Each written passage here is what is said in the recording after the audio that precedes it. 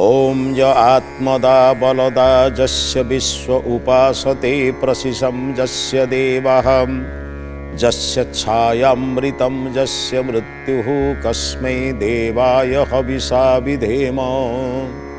जो प्रभु आत्मबलदाता एवं शरीर को सुस्थ सबल समर्थ करने प्रत्येक पदार्थ आम निकट में देइछंती, जहाँकर आदेश को जड़ चेतन समस्ते मानुछंती, सेई परम प्रिय परम प्रभु निकट में जीवन को सार्थक सफल करने आशीर्वाद प्रार्थना करुछे। हे प्रभु से आशीर्वाद वंचित करंतु नहीं, एतिक निवेदन एतिक प्रार्थना। प्रभु बालक मोर बोलकर आज अध्याय को समस्त श्रोता बंधु मान समस्त दर्शक बंधु मान मोर श्रद्धा सम्मान भक्ति निवेदन करुछी। आम गहन में जो बालक बालिका एवं तांकर पितामाता अच्छा से परिचय आम पूर्व जानी। भारतवर्ष को समग्र विश्वर लोके चरित्र शिक्षा करने आसुले। शास्त्र कहगला एत देश प्रसूत सकाशात अग्रजन मन। यही देश में मर्यादा पुरुषोत्तम श्रीराम, जोगेश्वर श्रीकृष्ण, वेदोद्धारक महर्षि दयानंद एवं निजर जीवन को तिल तिल कर नष्ट कर इंग्रेज मान विरुद्ध संग्राम कर स्वामी श्रद्धानंद एमती अनेक महात्मा महापुरुष मैंने यही देश में जन्म होते। चाणक्यंकर जो ज्ञान को शिखापी केते केते महात्मा महापुरुष विदेश आसुले। एत देश प्रसूत सकाशात अग्रजन्मन स्वम स्वम चरित्रम शिक्षण। चरित्र शिक्षा करने उद्देश्य समग्र विश्व ब्रह्मांडर लोक ये आसुले। तेणु ये देश को जदि आम से स्तर में न रखा, आज समय बदली जाइए। लोके कहते फरेन फेरंता डाक्तर, फरेन फेरंता अध्यापक। सत्य जमी आम अध्यापक मैंने किसी जाना, आम डाक्तर मैंने किसी जाना। आम भारत चिकित्सक मान पाखे चिकित्सा विद्या आरंभ होता, सुश्रुत चरक एमाने आरंभ करते। तेणु आम बर्तमान आम से स्तर को नापी पिला को चाहूँचे, से मैंने चेष्टा करूँ भारत को सही स्तर को नेबे। जो पूर्व गौरव थिला से पूर्व गौरव फेरे आणु। पुणी लोक मैंने समस्त विदेश लोके भारत को शिक्षा करी आसतु, आमर भूमि को शिक्षा करने को आसतु। आम उत्कर्ष कलार भूमि जो उत्कल तार मध्य शिक्षा उज्ज्वलता को तार जो गौरव को प्रतिष्ठा करंतु। यही कथा पिला मान द्वारा संभव। यही तो आम एत परिश्रम करुचे, कथा होचे आम पिला माने, आम जीवन जहाँ है आम पिला माने शिखंतु। एथिपाई मु अभिभावक मान को अनुरोध करुचे, भाई भाई भितरे, भाई भौणी भितरे, पड़िशा पड़िशा भितरे छोट छोट कथार मतांतर करंतु नहीं। एवं छोट छोट पिला मान मुंडे पुरांतु नहीं, एटा आमर सेटा तार, एटा एतिकी तार, ता सहित कथा होना, या सहित कथा होना। मैंने छोट छोट पिला मान मुंडे पशिज जे किछि लोक सहित कथा कह जाए, किछि लोक सहित कथा कहते नहीं। किछि लोक निजर, किछि लोक पर, एभली विचार तांको मुंडे दियंतु नहीं। तांको कहतु समस्त को भल पाओ, समस्त को श्रद्धा कर। गोटे छोटिया उदाहरण, गोटे परिवार रे बापा माँ अत्यंत दरिद्र हेले भी निजर दुईटी पुओ, बड़ भाई सान भाई दुईटी भाई, से भितर एत निबिड़ संपर्क दुई भाई भितर केबे कौनसी कथार परस्पर भितर मतांतर है ना। कौन सी गोटे जिनस को आइले बर भाग करी दुई जन खाती, केबे निज भितर अली करना कि माड़गोल करना। छोट छोट पिला भली जिदखोर भी है ना। बड़ भाई खाईदे सान भाई कह हाँ खाईदेला खाईदेला कौन अच्छे। सान भाई भी जब खाईदिए के बड़ भाई कह हो सान भाईटे तो खाई कौन असुविधा अच्छे। बापा माँ मैंने कृत्यकृत हो जाते। भाई के भीतर कि संपर्क। रामायण पढ़ी रामा जो राम लक्ष्मण संपर्क बोधे मैंने प्रत्यक्ष राम लक्ष्मण पढ़ी। कहीं कहारी कौन गोटे खाईदे ईर्षा ना, द्वेष ना, परश्री कातरता ना, किए भल पाइला बेली चिंतन ना, किए मंद पाइला बेली चिंतन ना। धीरे धीरे धीरे धीरे आप जानी आज्ञा ये समाज गोटे एपरी आज्ञा। आपण गोटे धड़ा सार्ट को पिंधिक सार्ट नुआ सार्टा पिंधिक बाहर को बाहरला परे सबुदिन से आज्ञा नुआ रहे। बाहर धूलिकणा ता सहित मिसी से पुराणा कर दिए, अर्थ मैला कर दिए। मैला करदे आप सफा करेंगे, सफा करके थरे पानी पड़ी धोई सारा से तो पुराणा हो गला। यही जो सुंदर मनटे दी भाई थिला, ये सुंदर मन भितर अनेक धीरे धीरे धीरे धीरे पाख साई पड़िशा लोक मान भितर कथबार्ता को देखी किए कौटी पाथरे पाख पड़िशा लोक कहले दी भाई सिना बर्तमान भारी भलरे अछंती, टिके बड़ ही जातु। भाई बा भगारी, एका माँ पेटरू भगारी कौटी खोजा दरकार नहीं। माँ पेटरू जन्म होता लोक हूँ भगारी। ମୁଁ ଅନୁରୋଧ କରୁଛି ଆପଣମାନଙ୍କୁ ଅନ୍ତତଃ ପକ୍ଷେ ପିଲାମାନଙ୍କ ଠାରୁ ଦୂରେଇ ରଖନ୍ତୁ ଏଗୁଡ଼ାକ। ଏଇ କଥାଟା ଶୁଣିଲେ ଧୀରେ ଧୀରେ ପଚାରିଲେ କ'ଣ ଭାଇ ବଗାରି, ନିଜ ନିଜ ଭିତରେ ଆଲୋଚନା କଲେ, ଅନ୍ୟ କେହି ଜଣେ କଥାବାର୍ତ୍ତା ବେଳେ ଶୁଣିଲେ, ଧୀରେ ଧୀରେ ମନରେ ସୃଷ୍ଟି ହେଲା ସେ ବଡ଼ ଭାଇ ବୋଲି ଅଧିକ ପାଉଛି, ମୁଁ ପାଉନି। ଏମିତି ଅନେକ ସମୟରେ ଧୀରେ ଧୀରେ ଧୀରେ ଧୀରେ ଟିକେ ଟିକେ ଟିକେ ଟିକେ ମଇଳା ପ୍ରବେଶ କଲା। ଆମେ ନ ଚାହିଁଲେ ବି ଘର ଭିତରକୁ ମଇଳା ଆସୁଛି, ଆମ ମାଆ ମାନେ ତାକୁ ଦସ୍ତର ଖରୁଛନ୍ତି। ସେଇଭଳିଆ ନ ଚାହିଁଲେ ବି ସାର୍ଟରେ ମଇଳା ଲାଗୁଛି, ଆମେ ତାକୁ ସଫା କରୁଛୁ। ନ ଚାହିଁଲେ ବି ଦେହଟା ମଇଳା ହେଉଛି, ଆମେ 3 ଥର ଧୋଉଛୁ। ସେମିତି ନ ଚାହିଁଲେ ବି ମନକୁ ସବୁ ଖରାପ କଥା ଆସୁଛି, ତାକୁ କେମିତି ପରିଷ୍କାର କରିବା? ସାଧୁ ସନ୍ଥ ବିଦ୍ୱାନ ଜ୍ଞାନୀ ଆଚାର୍ଯ୍ୟ ଏମାନଙ୍କ ନିକଟକୁ ଗଲେ ତ ଆପଣ ଶିଖିବେ। ଘରକୁ ତ ସାବୁନ ସର୍ଫ ଆଣିଲେ ବସ୍ତ୍ର ସଫା କରିବା ପାଇଁ, ଝାଡ଼ୁ ଆଣିଲେ ଘର ସଫା କରିବା ପାଇଁ, ପାଣି ଆଣିଲେ ନିଜ ଦେହ ସଫା କରିବା ପାଇଁ, ମନ ସଫା କରିବା ପାଇଁ କ'ଣ ଆଣିଛନ୍ତି? ସତ୍ସଙ୍ଗ, ସ୍ୱାଧ୍ୟାୟ, ଏମିତି ଭଲ ଲୋକଙ୍କ ସଂସ୍ପର୍ଶରେ ଆସିଲେ ମନ ସଫା ହେବ। ଏ କଥାକୁ ଚିନ୍ତନ କରିଛନ୍ତି। ଦିନେ ବାପା ବଜାରରୁ ଗୋଟେ ସାର୍ଟ କିଣିକି ଆଣିଛନ୍ତି। ଉଦ୍ଦେଶ୍ୟ ହେଉଛି ଏଇଥର ବଜାରରେ ଗରିବ ଲୋକ, ମୁଁ କହୁଥିଲି ନା ପ୍ରଥମେ ଆମେ ଆଲୋଚନା କରୁଛୁ ବିଶେଷ ଧନ ନାହିଁ, କିନ୍ତୁ ଧନ ନଥିଲେ କ'ଣ ପାଇଁ ପରସ୍ପର ଭିତରେ ସ୍ନେହ ମିଳନ ଅଛି, ପବିତ୍ର ଅଛି।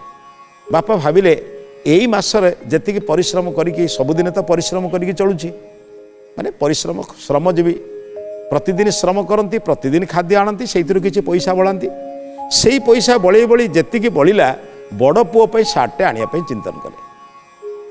ବଡ଼ ପୁଅ ପାଇଁ ସାର୍ଟଟେ ଆଣିବା ପାଇଁ ଚିନ୍ତନ କରି ପାଖ ବଜାରକୁ ଗଲେ। ଯେତିକି ମାସ ଯାକ ସଂଗ୍ରହ କରିଥିବା ଅର୍ଥକୁ ନେଇ ବଡ଼ ପୁଅ ପାଇଁ ସାର୍ଟଟେ ବଜାରରୁ କିଣି ଆଣିକି ଘରେ ରଖିଛନ୍ତି। ଏଇ ରଖିଥିବା ସାର୍ଟକୁ ପ୍ରଥମେ ସାନ ଭାଇ ଦେଖିଲା, ବାପାଙ୍କୁ ପଚାରିଲା, କହିଲା ବାପା ଏ ସାର୍ଟ କାହା ପାଇଁ ଆଣିଛନ୍ତି? ନାଇଁରେ ତୋ ଭାଇ ପାଇଁ ଆଣିଛି।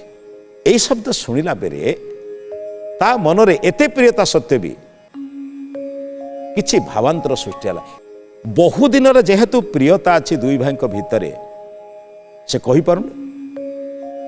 ସେ ଭାବୁଛି ବାପା ବଡ଼ ଭାଇଙ୍କ ପାଇଁ ଆଣିଲେ, ମୁଁ ସାନ ଭାଇ ପ୍ରଥମେ ମୋ ପାଇଁ ଆଣିବା ଦରକାର। ସଂସାରରେ ସମସ୍ତେ ସାନ ପୁଅ ଅଜଟ କରେ ବୋଲି ସମସ୍ତେ ସାନକୁ ସନ୍ତୁଷ୍ଟ କରନ୍ତି। ମୋ ବାପା ଏତେ ଜାଣିଛନ୍ତି, ସବୁକିଛି କରୁଛନ୍ତି, ଆମକୁ ଅନେକ କଥା ବୁଝାଉଛନ୍ତି, ବଡ଼କୁ କେମିତି ଆଗେ ସନ୍ତୁଷ୍ଟ କରିବା ପାଇଁ ଆଣିଲେ? ମନରେ ଟିକେ ଟିକେ ଧୂଳି ପ୍ରବେଶ କଲା। ଆଉ ଜାଣିଛନ୍ତି ଆଜ୍ଞା, ମୁଁ କହୁଛି, ବହୁତ ଥର କହିଛି, ସ୍ଲେଟକୁ ପୁରା ସଫା ନ କରି ଆଉ ଲେଖି ହୁଏ ନାହିଁ। ଯଦି ସ୍ଲେଟକୁ ଭଲରେ ସଫା ନ କରି ଆପଣ ଲେଖିବେ ନା, ପୁରୁଣା ଦାଗ ନୂଆ ଲେଖା, ଏ ଦୁଇଟି ଯାକ ପଢ଼ିବାରେ ଅସୁବିଧା ହେଇଯାଏ। ବାରମ୍ବାର ସଫା ହୃଦୟ ଥିଲା ନା, ଟିକେ ଟିକେ ପ୍ରବେଶ କରି ଆସିଲା। ତାପର ଦିନ ସକାଳେ ଯେତେବେଳେ ବଡ଼ ଭାଇ ବାପା କହିଲେ, ବାବୁରେ ତୋ ପାଇଁ ଏ ସାର୍ଟଟା ଆଣିଛି, ପିନ୍ଧିଦେଲୁ ଦେଖିବା କେମିତି ଲାଗୁଛି। ପିଲା ସାର୍ଟଟା ପିନ୍ଧିଦେଲା ପରେ ବାପା ମାଆଙ୍କୁ ପ୍ରଣାମ କଲା। ବାପା ମାଆଙ୍କୁ ପ୍ରଣାମ କରି ସାନ ଭାଇ କହିଲେ, ଆରେ କେମିତି ଦେଖାଉଛି ରେ ଦେଖିଲୁ। ଯେମିତି ସାର୍ଟଟାକୁ ସାନ ଭାଇ ଦେଖିଦେଇଛି, ରାତିରେ ଥିବା ଈର୍ଷା ଦ୍ୱିଗୁଣିତ ହେଇଗଲା। କହିଲା, କେଡ଼େ ସୁନ୍ଦର ଦେଖାଉଛି, ବାପା ମୋ ପାଇଁ ନ ପଣି ତା ପାଇଁ ଆଣିଲେ। କହିଲା, ହଉ ଠିକ୍ ଅଛି, ମୁଁ ତୋତେ ସାର୍ଟକୁ କାଲି ସୁଦ୍ଧା ଯଦି ନଷ୍ଟ ନ କରୁଛି, ମୁଁ ତୋ ସାନ ଭାଇ ନୁହେଁ। ମନେ ମନେ ଚିନ୍ତନ କଲା। ଏ କଥା କାହିଁ ବଡ଼ ଭାଇ ଜାଣିବ? ବଡ଼ ଭାଇ 2-4 ଥର ପିନ୍ଧିଲା ପରେ, କେଉଁଠି ବଜାରକୁ ବାହାରକୁ ଟିକେ ଗଲା ପରେ ସାର୍ଟଟାକୁ ଆଣି ଯେମିତି ରଖିବା କଥା ଘରେ। କ'ଣ ବା ସେମାନେ ଶ୍ରମଜୀବୀ, ବିଦ୍ୟାଳୟକୁ ଗଲାବେଳେ ଯାହା ସାର୍ଟ ପିନ୍ଧିକି ଯାଆନ୍ତି, କିମ୍ବା ବାପାଙ୍କ ସାଙ୍ଗରେ କେଉଁଠି ବଜାର ଘାଟକୁ ଗଲେ ପିନ୍ଧିକି ଯାଆନ୍ତି। ଏଇ ଯେଉଁ ସାନ ଭାଇ ଭାବିଲା, ଏଥିରେ ଯଦି ମୁଁ ଗୋଡ଼େ କଳା ଲଗେଇଦେବି, ଇଏ ଦାଗ ଛାଡ଼ିବ ନାହିଁ। ଏମିତି ଦାଗ ଲଗେଇବି ଯାହାଦ୍ୱାରା କି ସେ ସାର୍ଟ ଆଉ ପିନ୍ଧିବା ଯୋଗ୍ୟ ହେବ ନାହିଁ। ମନରେ ଈର୍ଷା ପ୍ରବେଶ କଲେ କ'ଣ ଜାଣିଛନ୍ତି ଆଜ୍ଞା? ଗୋଟିଏ ଗ୍ଲାସ କ୍ଷୀରରେ ଟିକେ ଯଦି ଆପଣ ଦହି ପକାଇଦେବେ, ଗୋଟେ ବିରାଟ ପାତ୍ରରେ କ୍ଷୀରରେ ଯଦି ଦହି ପକାଇଦେବେ, ସିଏ ଆଉ କ'ଣ କ୍ଷୀର ହିଁ ରହିବ? ସେ ଗୋଟେ ଅନ୍ୟ ରୂପ ଧରି ନେଲା, ସିଏ ହେଉଛି ଆପଣଙ୍କୁ ଦହି ହେଇଯିବ। ଠିକ୍ ସେମିତି ସୁସ୍ଥ ମନରେ ଟିକେ ଦାଗ ଲାଗିଦେଲେ, ଟିକେ କିଛି ଦୋଷ ପ୍ରବେଶ କଲେ, ସେ କେବଳ ଦୋଷ ହେଇଯାଏ। ଏତେ ଈର୍ଷାନ୍ୱିତ ହେଇଗଲା ଯେ ଛୋଟ ଛୋଟ କଥାରେ, କ'ଣ ଭଗବାନ ଜାଣନ୍ତି, ଏତେ ଈର୍ଷାନ୍ୱିତ ହେଇଗଲା। କାହା ପ୍ରେରଣାରେ ହେଲା, କିଏ ବା ତା ମୁଣ୍ଡରେ ଏକଥା ସବୁ ପୁରେଇଲା, ଭଗବାନ ଜାଣନ୍ତି। ଏତେ ରାମ ଲକ୍ଷ୍ମଣ ପରି ଭାଇ ଭିତରେ ଏ ବିବାଦ କାହିଁକି ହେଲା?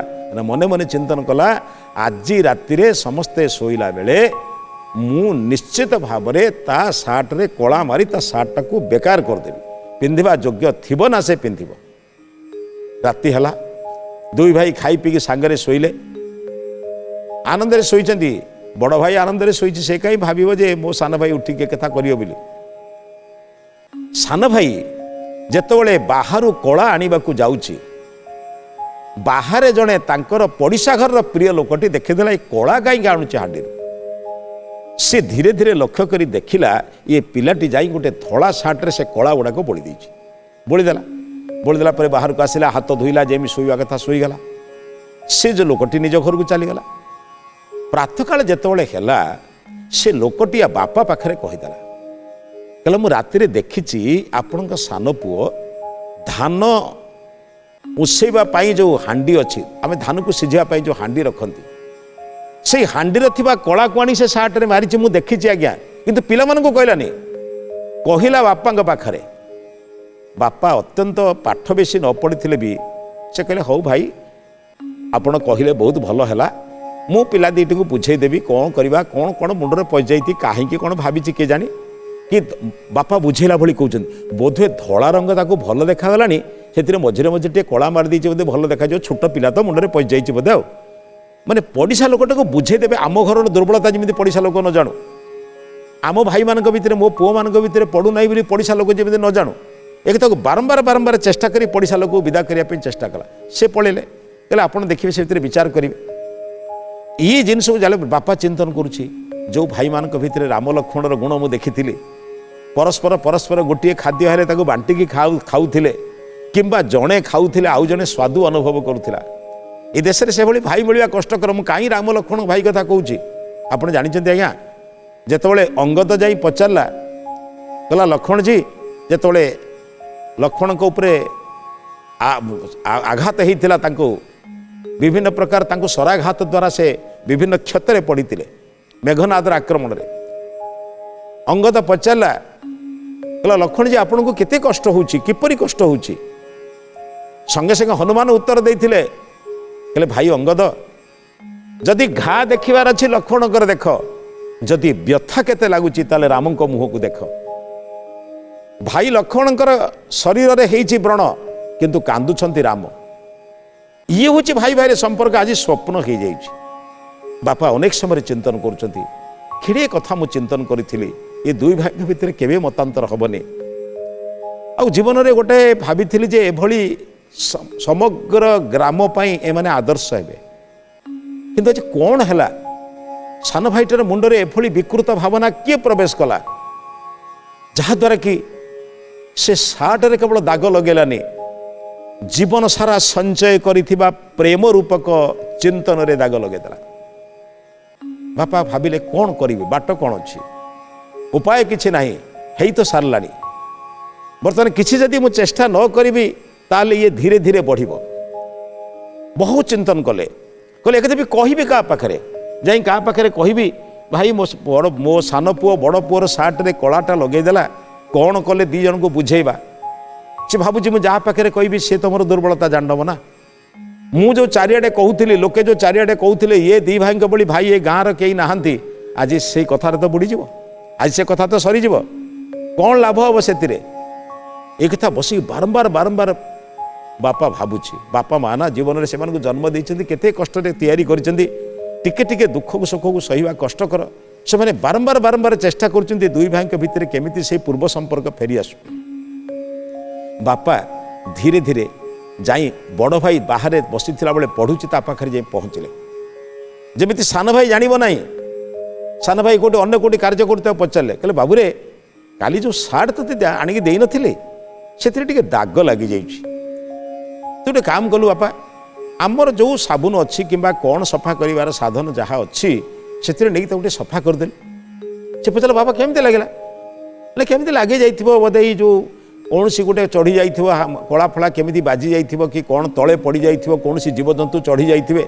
बापा जिते प्रकार चेष्टा करी कहउछन जे कौन सी बाटे जमी पिला न जानू जे सान भाई लगे बहु प्रकार कहले ये भी सरल पिला ये एत कथा कहीं बुझब बापांकर एक कथा शुणी सारा पिलाटी देखिला प्रकृत सार्टार अत्यंत कदर्य हो जाए बारंबार बारंबार माने लगे जिते केवल गोटे थर से लगेनी बारंबार लगे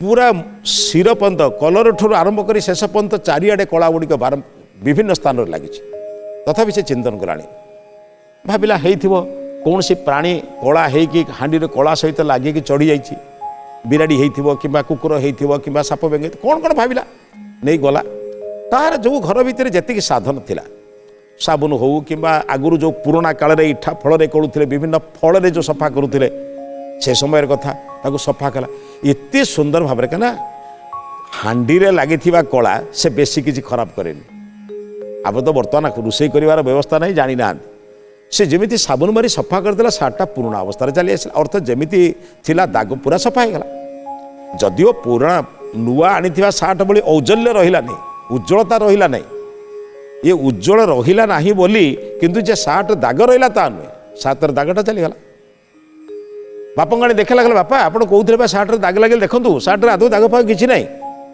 बापा सब बुझीपारे कहले ठीक अच्छे बापा एगो खरार सुखेदे जो टंगा होता से रखीदेव सुखीगला बड़ पिला किसी बुझीपारानी बापा कहले ठीक अच्छे तापर संध्या समय बाहर को गला बेले सान पुओ को डाकिले कहले बापा टिके मो सांगर बाजार को जापर कि कहले हाँ बापा जीवेनि कहीं गले कहले गोटे काम करू तू आज राति शोला बेले बाटर गला बेले एकांतरे बापा सान भाई दी जन जाउछंती बड़ भाई घरे अछंती सान भाई बाटर गला बेले घर बजार मध्य जो रहुछि किछि खेत पड़ुछि जोठी निकांचन स्थान कई लोक नहांती बापा सान भाई डाकी कहले कहले बाबूरे मु जानिछि तू काली राति रे कला नहीं बड़ भाईर सार्ट रे मारी आश्चर्य ला बापा केमी जाने कई तो जानना बापा मत कहले से लोक आनी देखी बोली कहले मु ताको कही देइछि बड़ भाई की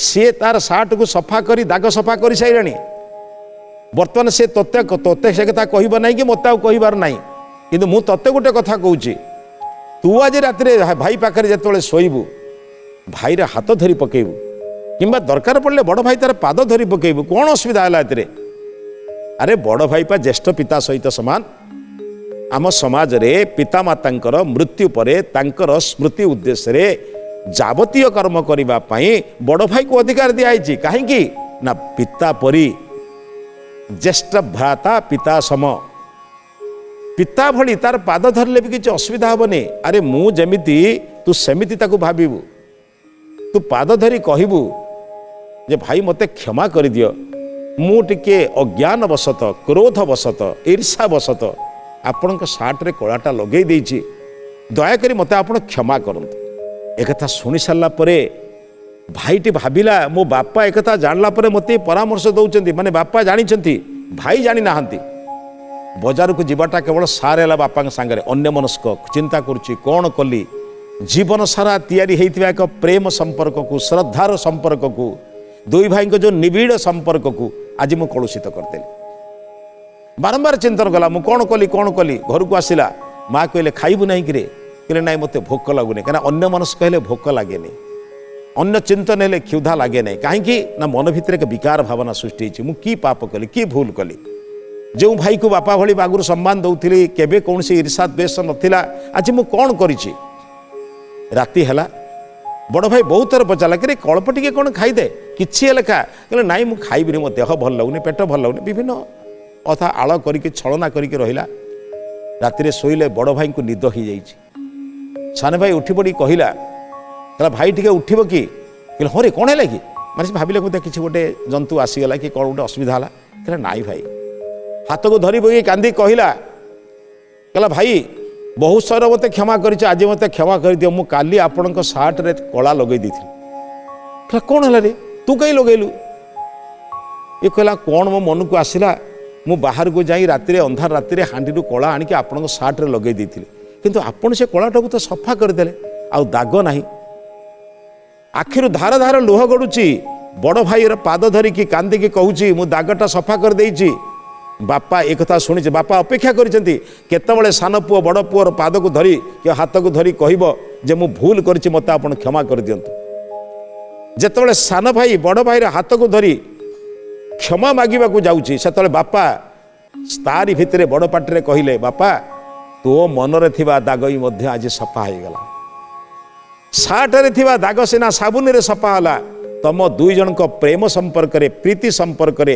बंधुतार संपर्क रे बड़ भाई प्रति भक्ति संपर्क रे जो दाग लगी से दाग केमी छाड़ी था से दाग छाड़बार एकमात्र बाट होची तो आखिर अश्रु जमिति साबुन द्वारा कि सर्फ द्वारा सार्ट रे लगी दाग सफा होला तो जीवन में अनुताप रूपक अश्रु बारंबार बारंबार गड़वा द्वारा तो भितर सृष्टि होइथिबा जो ईर्षा रूपक दाग ताहा धोईगला।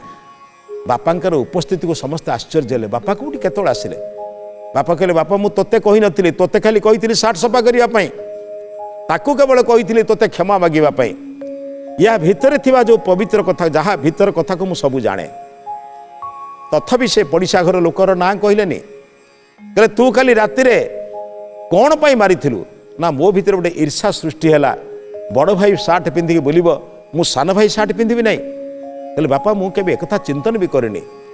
आज प्रथम मासरे जति पाइथिली श्रमजीवी श्रम करी करी जति अर्थ संग्रह करी गोटे भाई पाई आनिली, पुणी आगामी मासरे सेई अर्थ को श्रम करी जति बलुची सेई अर्थ को संचय करी करी जतबेले वर्ष मास सरी थांता मु तो पाई भी आनी थांती। सान भाईटी बापार पाद धरी कहले, कहले आपण भली बापा और ये बड़ भाई पाई आम जीवन कृतार्थ हो गला। बंधु, शरीरर दाग, सार्टर दाग, देहरे लगी कादुअर दाग को आपण सफा करदेवे, किंतु मनरे जिते ईर्षा द्वेष परशिखातार रूपक दाग लगे ताको केमिति सफा करेंगे? बंधु दयाकर टिके अनुताप करंतु, जी जहाँ प्रति सृष्टि होची ता प्रति टिके स्नेह करंतु, श्रद्धा करंतु, भक्ति करंतु, देखिबे ये दाग निश्चित नष्ट हो। से भली भाव में आम अनुताप से जो ईर्षा द्वेष रूपक दाग को दूर करवा, ये विचार सहित आज अध्याय को समाप्त करुचे। ये अध्याय को समाप्त करने पूर्व आज महत्वाणी संपर्क में चिंतन करवा। मनरे लगी दाग को आपण ज्ञान, श्रद्धा, प्रीति, प्रेम और भक्ति बल ताकू दूर करते। आसतु भक्ति और प्रीति बल आमे मनर दाग को दूर करवा और भल मनीष हवा। ये विचार सहित आज अध्याय को समाप्त करुचे। समस्त नमस्ते।